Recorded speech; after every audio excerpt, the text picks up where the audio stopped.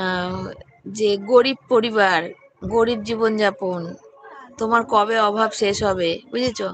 তাকে যখন বলছি যে তাহলে তুমি আমাদের সবকিছু খরচাপাতি দাও, তখন বলছে আমার খেয়ে দেয়ে কাজ নেই, সেটাতে আবার রিপ্লাই করছে। তাই বললাম খেয়ে দেয়ে কাজ, কি বলে, খেয়ে দেয়ে না কাজ না থাকলে জ্ঞান দিতে এসো না। তুমি কেমন আছো বলো?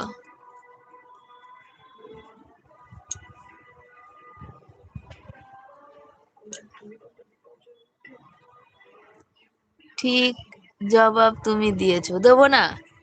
শর্ট ভিডিওতেও কদিন ধরে ওই কমেন্ট করছিল। এইগুলো করে না যারা চেনা পরিচিতি, বুঝেছো তো?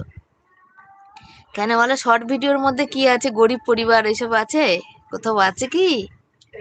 ফালতু লাইক, ফালতু কথা, ফালতু, হ্যাঁ, ফালতু লোকের ফালতু কথাই। ওর কথায় আমার কিছু যাবে আসবে? যাবে আসবে না।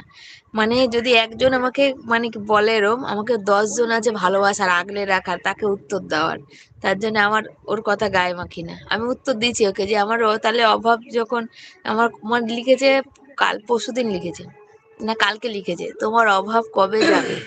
বলছি যেদিন তুমি আমাদের খাওয়া পড়ার ভরণ পোষণের দায়িত্ব নেবে, ওষুধের খরচা নেবে, ছেলের পড়াশোনার খরচা দেবে, সেদিন চলে যাবে। বলছে আবার খেয়ে দেয়ে কাজ নেই, তাহলে কি আজকে আবার ওই কমেন্টে আজকে উত্তর দিয়েছে। বলছে খেয়ে দিয়ে যখন কাজ নেই তাহলে জ্ঞান দিতে এসছো কেন?